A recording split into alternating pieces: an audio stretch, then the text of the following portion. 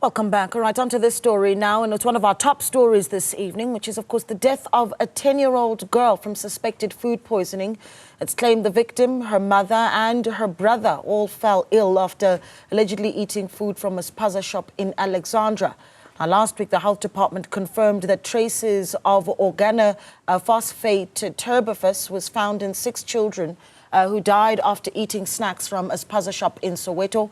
Toxicologist Dr Gerhard Verdoorn is with us to give us more of his views on this development in Alexandra. Thank you so much for joining us, Dr. Verdoorn. Unfortunately, we're back here. And now another child has lost their life. A sad situation, a tragic situation, but are you surprised that we're here having this discussion again? I'm just saddened about the fact that we have another case which is reported about human mortality, and I do not think it's going to end there. You know, and I thought about this morning compared to what happened in the Congo Basin a year or what ago, where there was a Congo fever outbreak or Ebola outbreak. The World Health Organization declared a national or an international pandemic. So Africa is at that point now. We'll be losing so many people to poisoning that it's unbelievable. And just to clear up the slight misconception, it's not actually food poisoning, it's poisoned food. Yeah. Because all the indications are there that we're talking about food that's been infected or infested with some sort of a poison like tuberphos or aldicarb, and I believe there's others involved also. So it is a very, very serious case, actually critical at this moment. Yeah, and it's interesting because you make that distinction that we're not talking about food poisoning, we're talking about poisoned food. We've heard the health minister, for instance, talk about a specific substance or chemical agent that they found to be there. We've used words like carbonates and all sorts of things, but I'm looking for us to find the words that the South African, the everyday South African knows exactly what it is that we're talking about when we mention this chemical. Well, if you talk to the normal South Africans on the streets, and I do my walkabouts every now and again, wherever I go and I talk to people, they all know the word haleferimi.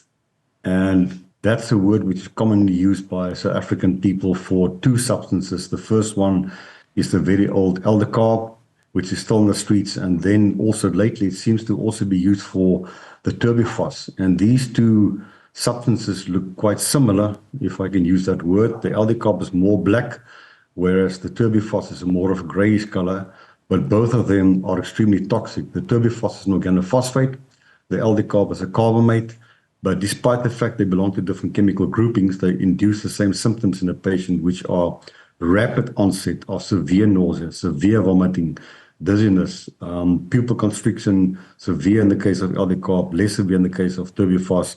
And unfortunately, very few people survive those poisonings. And if I hear the news, and I don't watch the news because it's too daunting to me to listen to all these this. What happened this morning with the family seems to be a typical tuberphos case, because normally if the doctors get an aldicarb patient and they use the antidote, they resuscitate the patient very rapidly. But with the tuberphos, it's a known fact globally that tuberphos patients do not respond well to the treatment. So I will not be surprised if this case of today is tuberphos also. But what happened to me this morning after our first show I did this morning, I started getting information from private citizens who told me that they're concerned about not only the spaza shops, but also the factories where these people manufacture foodstuffs. And I now think I got to the bottom of it, because I know for a fact that some people are packing these pesticides illegally into small packets to turn it into a poison. And if they do that in a food factory outlet, you can automatically assume there will be contamination. So you might buy a sealed pack of noodles or biscuits or candy for the kids, and inside that will be a severe toxin like aldicarb or tuberphos. And that, I think, is where the crux of the matter is. In other words, at the point where people manufacture or package the stuff, there's contamination there, let alone the fact it's sold on every single street corner of South Africa by street vendors and a few spaza shops, and people take it home and they contaminate their own food source because they make a mistake. So it is absolutely wild out there, and it is so severe that I won't be surprised if people start becoming worried of buying any food stuff. I myself, I'm a toxicologist, I'm a chemist, I walk into the shop and I wonder, well, what next if I buy food stuff off the shelf? You don't know. Yeah, but now here's because what you're saying now raises even more concerns about just where the raids need to be taking place. Within this hour, I had a conversation with the acting National Police Commissioner. One of the things that he talked about is that they are actively in these communities, in township communities, having these raids and spaza shops. And you're essentially saying that that's not going to be enough. So from a law enforcement point of view, where do the raids then need to start, Doctor?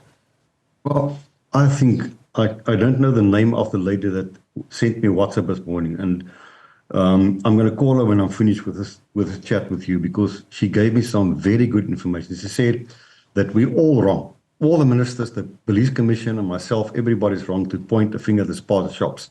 She said to me, go to the places where they manufacture the foodstuffs, where they pack the foodstuffs. That is where the crux of the matter lies. And I now, for the first time in possibly 15 years, understand where we get all these problems from, because there are people having unlicensed, unregistered food manufacturing premises. Remember, they're all controlled by the Department of Health. And if they don't have sanity there or sanitation there, and they don't have proper separation between the foodstuffs they manufacture and illegal pesticides, there's bound to be contamination.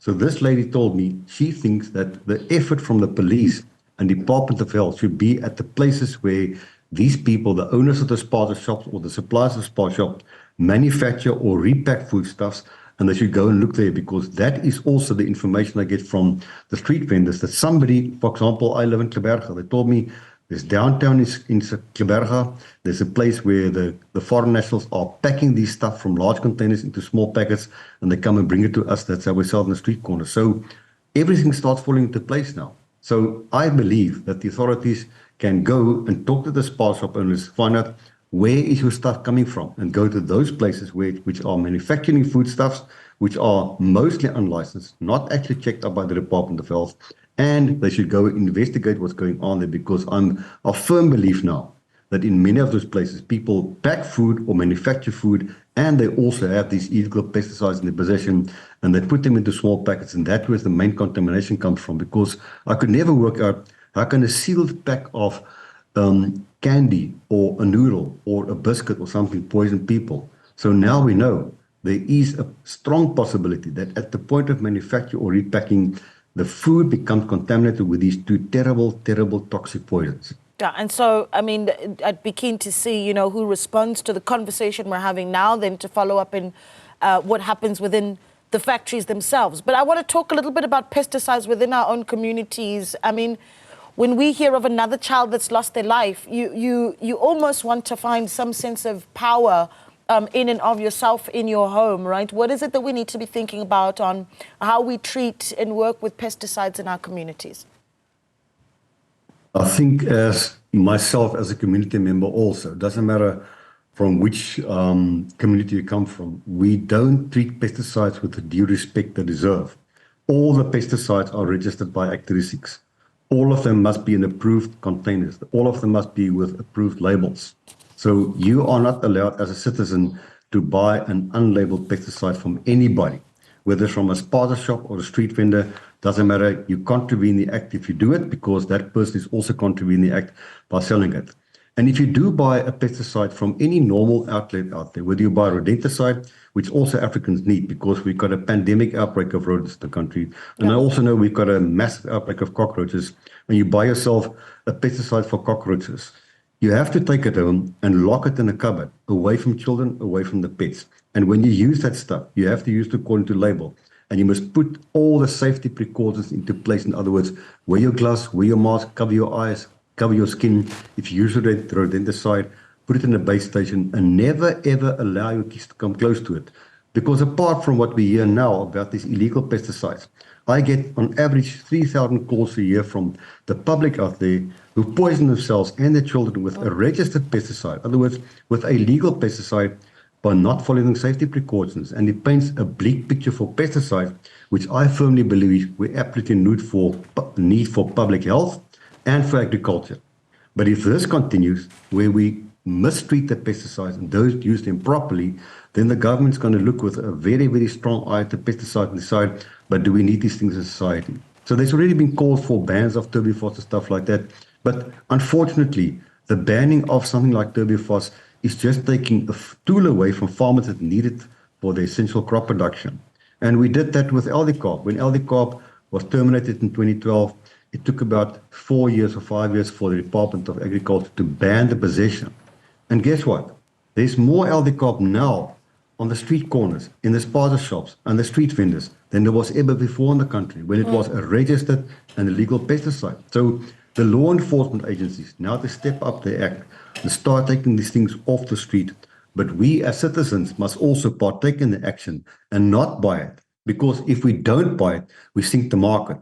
And that means we will push the crime syndicates who work with these things out of the market. We also have a duty of care to report to the police or to the health inspectors when we see these things to be sold.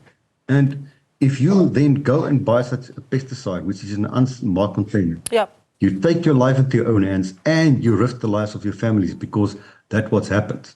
Yeah, and it's a lot for us to think about. Unfortunately, though, for this family in Alexandra, for this 10-year-old little girl, it is too late. But thank you so much for speaking to us, Dr. Gerhard Verdoorn, who is a toxicologist, is speaking to us this evening on News at Prime.